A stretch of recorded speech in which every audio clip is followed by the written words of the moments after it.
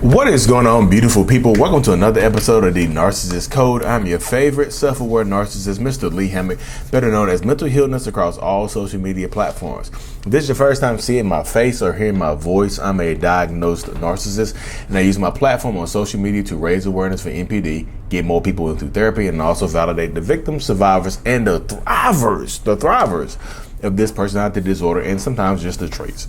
Today's episode is going to be about love bombing. Love bombing. How love bombing can look different for different people. Yeah, so I talk to a lot of people, y'all. You know, if you don't know, I do one-on-ones over Zoom. I've been doing it for over a year now. I've been doing it for a year and a half. I've been doing it for a while. I do one-on-ones over Zoom, and one of the main things that I talk about is love bombing. People say the love bombing phase was intense, and other people will say things like, well, the love bombing phase wasn't that intense. They were just there for me. I was vulnerable, and they listened to me. I was vulnerable, and they were ear to listen to me. They were shoulder to crown. The love bombing phase wasn't really what people make it out to be. It wasn't the trips to Paris or the flowers and the roses and things like that.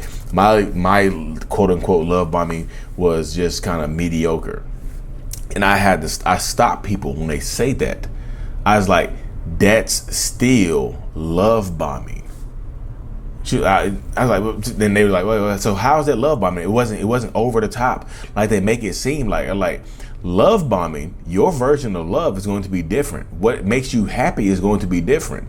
So if you're going through a divorce, or if you're just in a vulnerable state and things like that, and this person knows that you're going through that, and they are shoulder to crown, what you're not used to. They are the opposite of what you're used to. They listen to you. They're verbalizing things for you. They're just making your life a little bit easier. That is also a different form of love bombing. It's like a little love pop. You know the little firecrackers that they throw, the little white bags that you throw and they pop. You throw it at somebody and it pops on the ground like pop, pop, pop. That's what some narcissistic people do. Some narcissists don't have the financial capability to love bomb the bejesus out of you, take you on trips and be extravagant and things like that. So what they'll do is become your prototypical.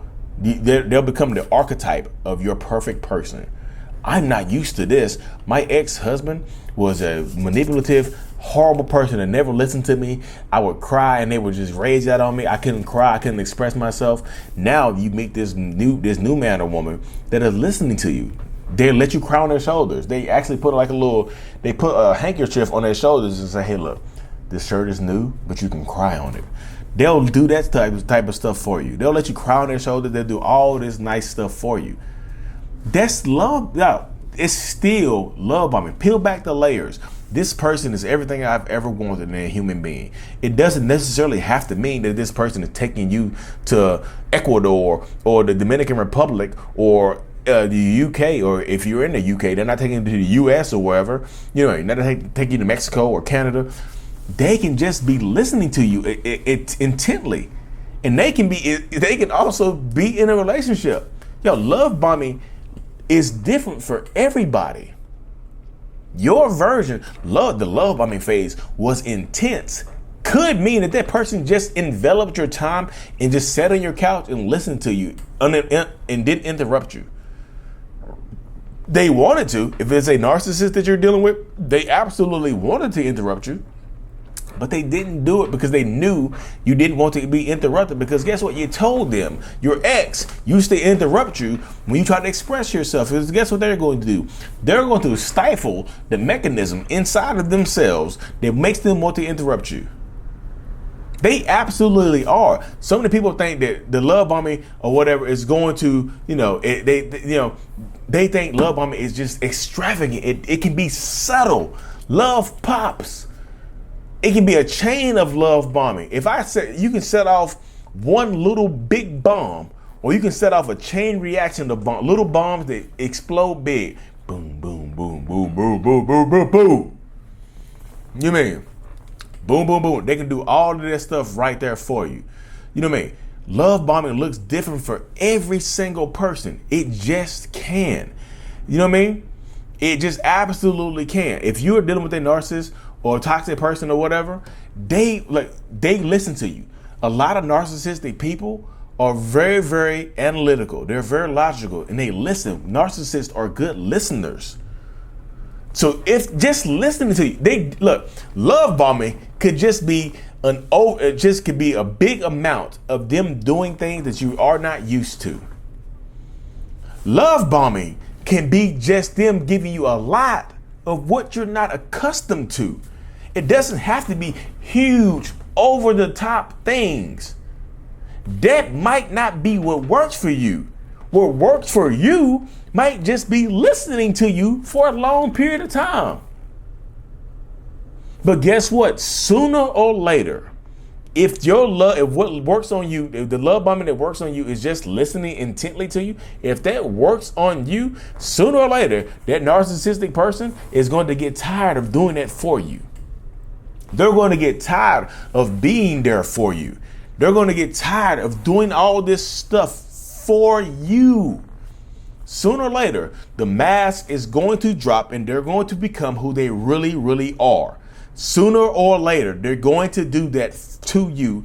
And they're going to get tired of doing things for you and start doing things to you. That's why I think that's when the dynamic switches, when the love bombing phase ends. Whatever it looks like for you, it could be super over the top or it could be a little subtle love bombing chain reaction phase. Boy, I'll be spit. Don't y'all dare come on my channel and say, Lee, you don't be spitting. Because some of these analogies, I just said a chain reaction of love bombs. Oh, where else have you heard that?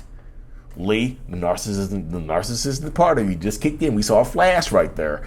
You're bragging on your analogies. Look, calm down, man. Look, I know, but that was fire. Yeah, I don't get hyped too often, but that was fire. A chain reaction of love. Come on, y'all. Come on. A chain reaction of love bombs. You know what I mean? Just do you. Be blessed, y'all. Like love, whatever love bombing looks like for you. Once it ends, that narcissist is going to, the narcissist, the person is going to start resenting you for making them work so hard to get you. But Lee, they didn't work hard to get me. All they did was listen to me. Y'all know how hard it is to listen to somebody vent about their emotions? As a narcissist, you understand how hard it is for me to sit right here and listen to you talk about your emotions. Some narcissistic people are going to resent you for that, especially if they're not getting anything from you. They're going to that build up, especially if it takes them long to get you. That's how they get you. You know what I mean?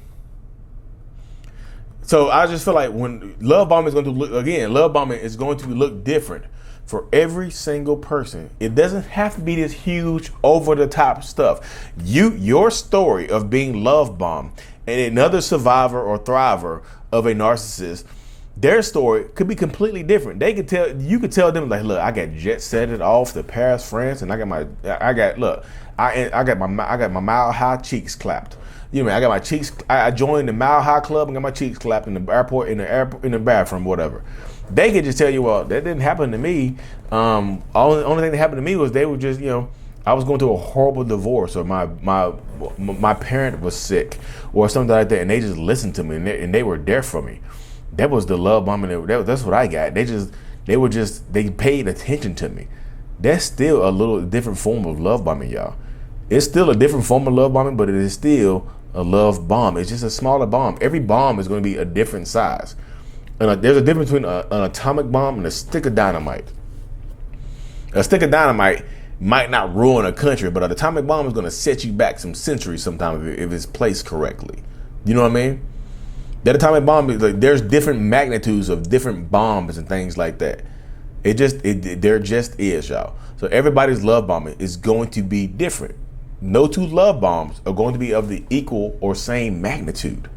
I feel like a lot of people don't understand that concept about that. Everybody thinks love bombing has to be some over the top, like explosion, like, boom. You got to see it you got to be able to see the love bomb from space. the mushroom cloud from the love bomb. It doesn't happen that way for everybody, y'all. It just absolutely doesn't. You know what I mean? So today is the live in-person meetup. If you're listening to this, I'm posting it in the morning. Durham, North Carolina, July 23rd. Come to the meetup in Durham, North Carolina, Honeysuckle and Lakewood. Come by, say hey, me, Raw Motivations, a few other people will be there. Live in-person meet and greet in Durham, North Carolina today. I'm posting it. It's 3 p.m. I'm posting this early in the morning. So at 3 p.m., come say hey in Durham, North Carolina, y'all. My battery's about to die. If you're watching this on YouTube, I keep looking up. It's yellow with a line through it. It's about to die on me. So stay tuned for more. Like and subscribe for more. And if you see this video early enough, come to Durham, North Carolina and say hey. Mental Healness is out. Peace. Like and subscribe. Peace. If you're on Apple Music, Spotify, whatever, hit that 5 stars for me. I really, truly appreciate every single one of y'all, because as much as y'all say y'all learn from me, I learn even more from y'all. I'm talking super fast. Bye, y'all.